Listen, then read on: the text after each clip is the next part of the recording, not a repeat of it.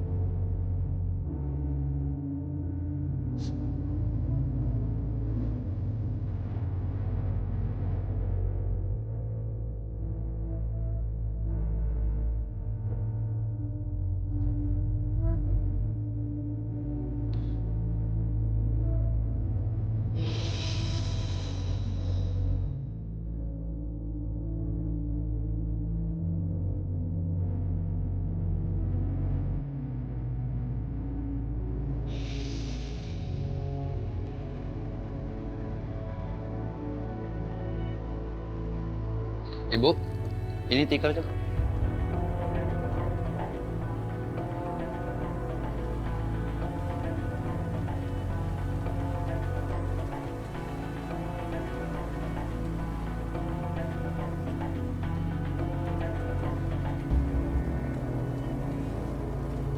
Stop. Kamu mau kemana? Mas sudah bilang kan tadi sama kamu. Diam di rumah aja. Semua ini harus dihentikan, Mas. Aku harus segera ketemu ibu. Mas Amir harus dikuburkan, Mas.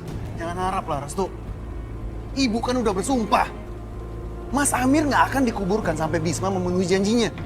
Mas, dalam aturan agama kita, jenazah itu nggak boleh dibiarkan lama-lama.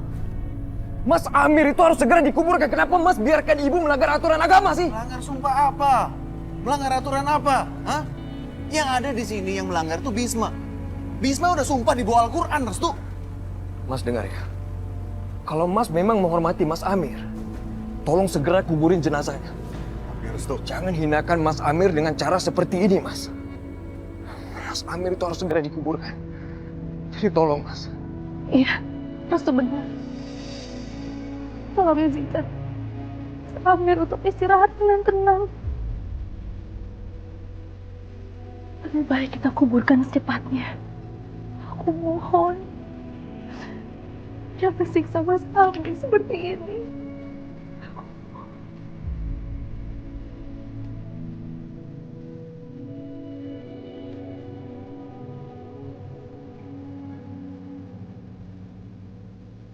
Ayo Mbak Sakinah, kita segera kuburkan Mas Amir.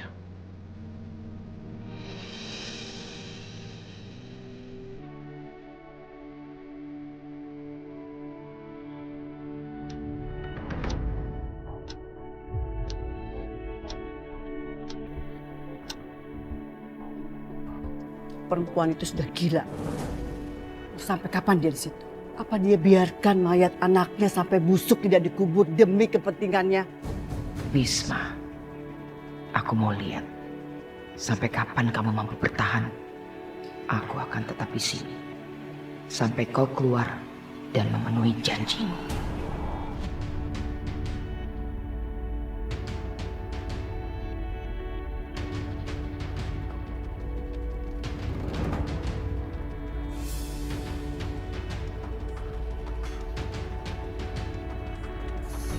Hei, Restu!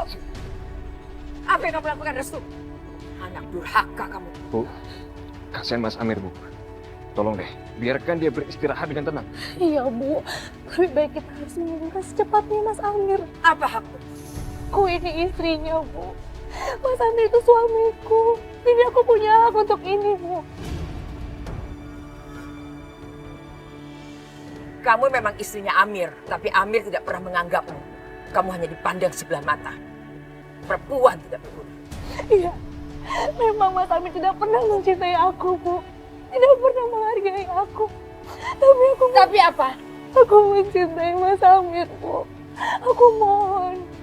Kita harus segera menguburkan Mas Amir, Bu. Jangan Ibu manfaatkan kematian Mas Amir ini untuk ambisi Ibu. Dia anakku. Aku yang membesarkan dia dengan susah payah. Jangan pernah kamu merasa lebih berhak daripada aku. Ibu boleh tampar aku, Bu. Boleh, Bu. Tapi aku mohon, Bu. Jangan siksa Mas Amir seperti ini, Bu. Aku mohon.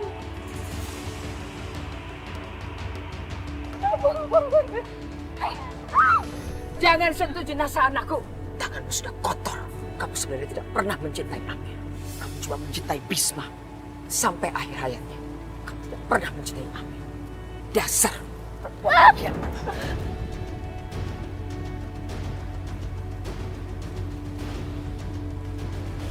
Tadi kamu bilang Amir anak.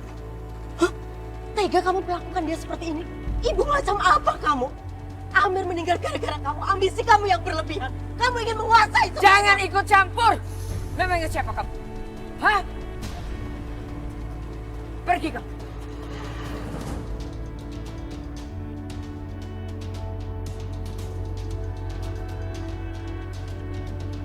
Pergi kamu. Arif, ibu suruh kamu jaga adikmu. Tapi sekarang adikmu malah ada di sini. Bu, Ambil tali tambang. Ibu akan ikatkan jenazah kakakmu dengan tubuh ibu. Supaya kalau ada yang mencuri, ibu tahu. Cepat ambil. Mas. Jangan, Mas. Mas, Ambil. tidak, Mas.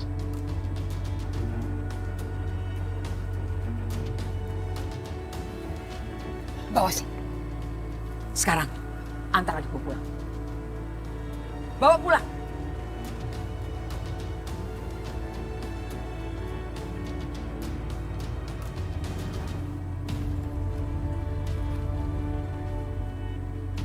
Kurang ajar.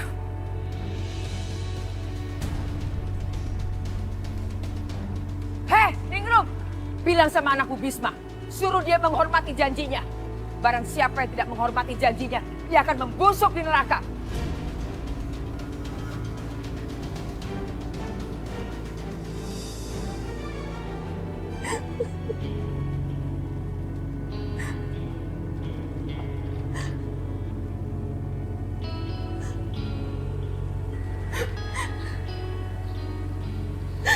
Kak, mau apa kamu kesini?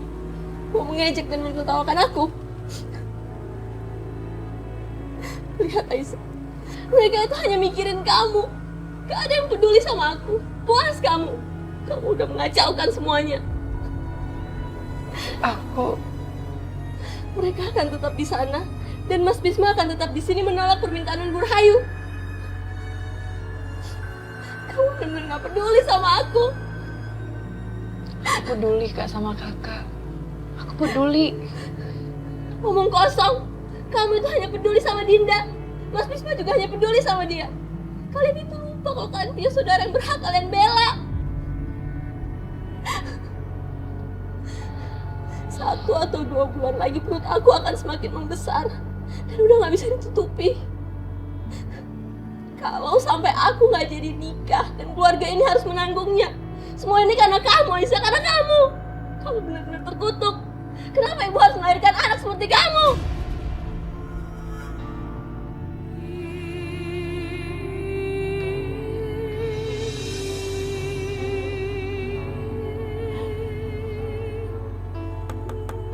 Aisyah,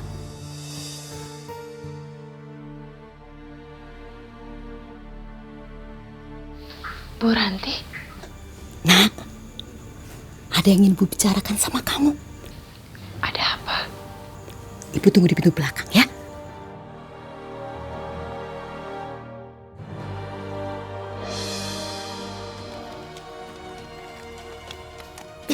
Sebenarnya kita mau kemana sih, Bu? Udah, ayo kamu ikut Ibu aja. Ini kemana? Ke sana, ke sana.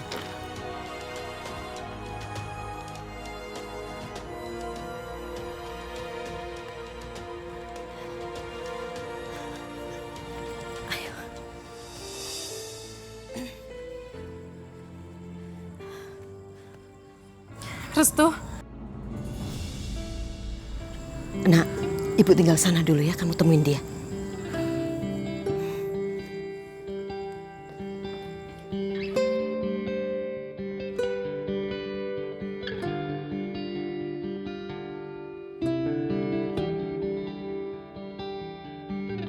Aku sangat khawatir dengan kamu, Aisyah.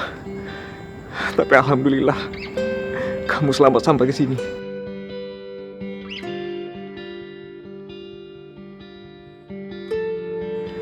Apa yang harus kita lakukan sekarang, Restu? Aku nggak mau menikah sama Mas Arif. Aku nggak mau. Shh, Aisyah.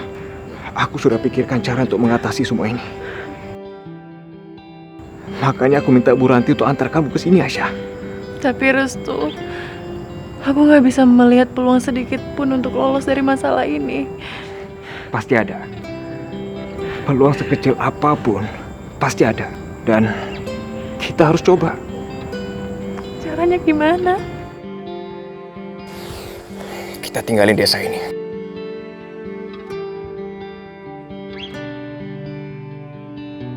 Kita bangun kehidupan baru buat kita di luar desa ini.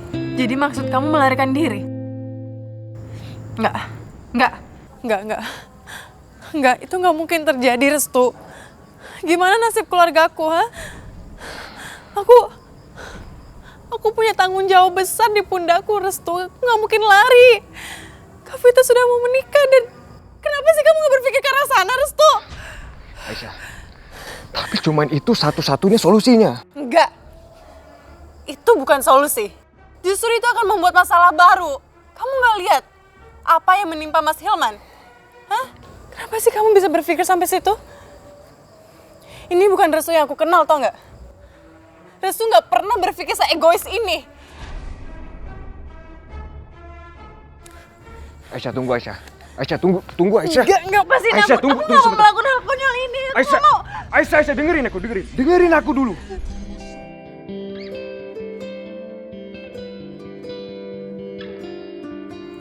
Aku tahu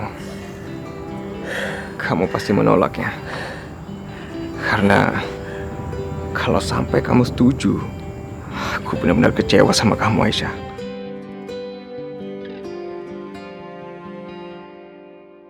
Maksud kamu? Maafkan aku, Aisyah. Tadi itu aku cuma nguji kamu doang. Uji apa? Aku harap kamu tuh gak marah. Karena bukan itu rencana aku sebenarnya.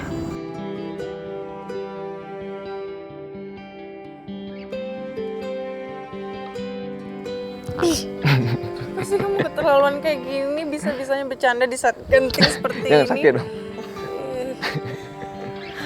Aisyah, tolong kamu dengar dulu ya rencana Restu.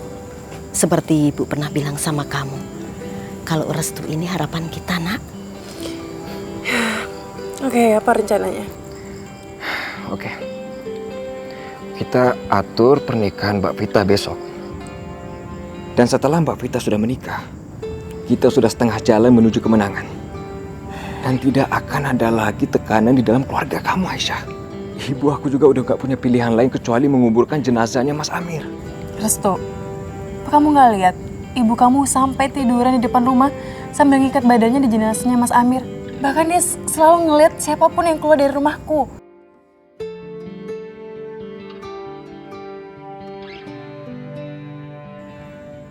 Gini, kita keluar dari rumah secara diam-diam.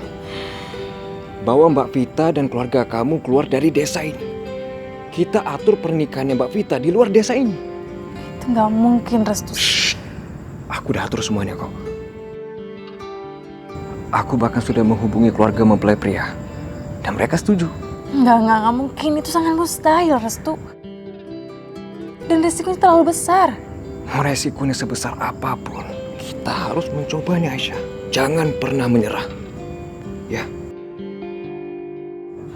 Oke, kalau gitu cuman ada satu masalah lagi. Siapa yang akan menghubungi Mas Bisma? Aku. Kamu? Gak mungkin lah. Mas Bisma pasti akan menghajar kamu lah, Restu. Tapi kan aku bukan musuhnya, dan aku tuh bukan penakut.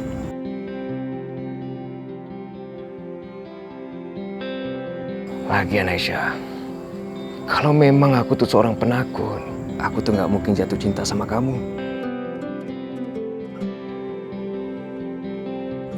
Oke, aku percaya sama kamu. Restu, semangat dan optimisme ini yang membuat aku gak mungkin sanggup berpaling darimu.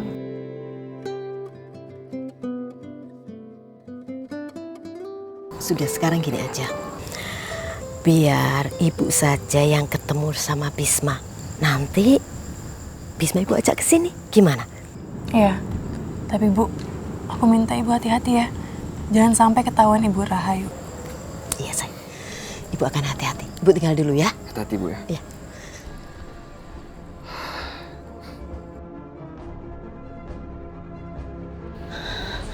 Ibu bilang apa?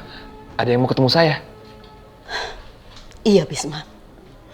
Mungkin dia bisa membantu kamu dari masalah yang sedang kamu hadapi sekarang ini. Ibu nggak bisa cerita ini sama kamu. Nanti kamu akan tahu dengan sendirinya waktu kita nggak banyak. Ayo, jangan sampai kamu keluar dari sini, anak buah Rahayu nanti tahu, ya. Ayo. Ya, ayo. Cepet, nak. Mana orangnya, Bu? Itu dia. Ini. Iya.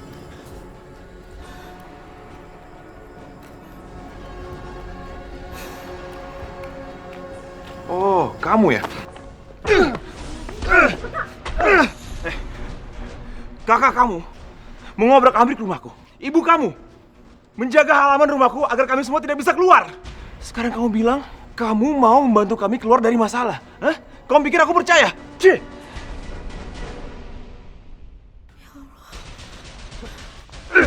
Astagfirullahaladzim. Bisma, cukup. Kenapa ini aja?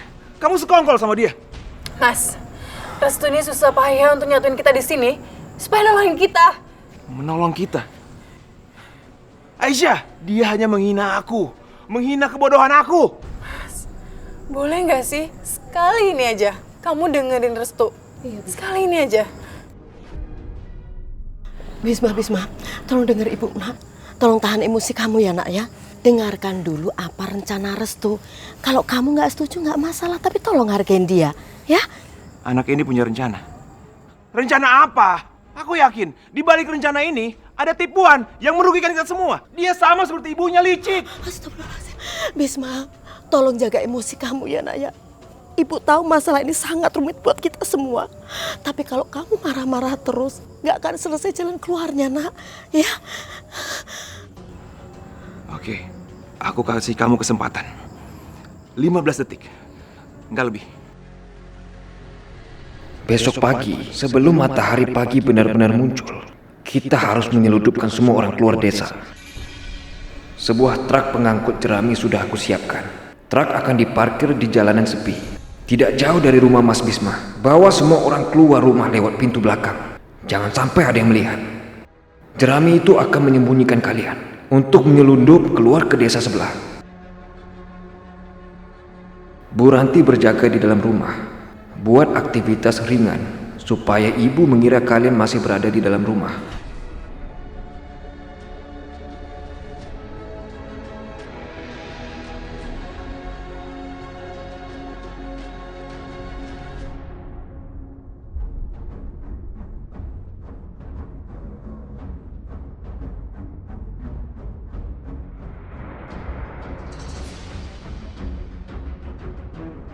Kalian bawa apa? Jerami, Pak, mau dijual. Yakin cuma jerami? Bener, Pak, jerami, Pak.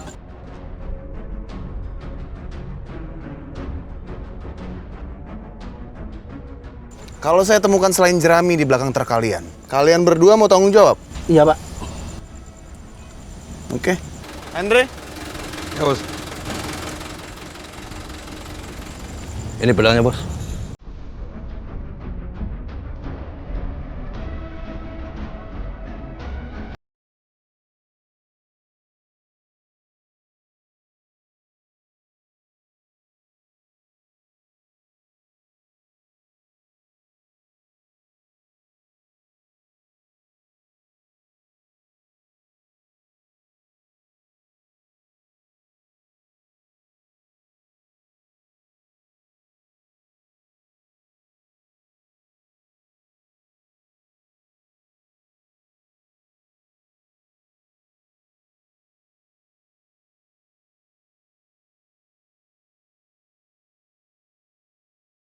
Kasih, kamu sudah membantu kami. Hanya itu yang terbaik yang bisa aku lakukan sekarang. Restu, kamu pasti akan kecewa dengan keputusanku ini. Buktikan kata-katamu bahwa kamu akan menyerahkan diri untuk saya nikahkan dengan Arif. Aku gak bisa membiarkan kamu mengorbankan diri kamu sendiri. Aku berserah diri kepadamu ya Allah. Terjadilah apa yang telah menjadi takdirmu. Aku ini masih istri sah kamu, Mas. Pakai mau belaga punya istri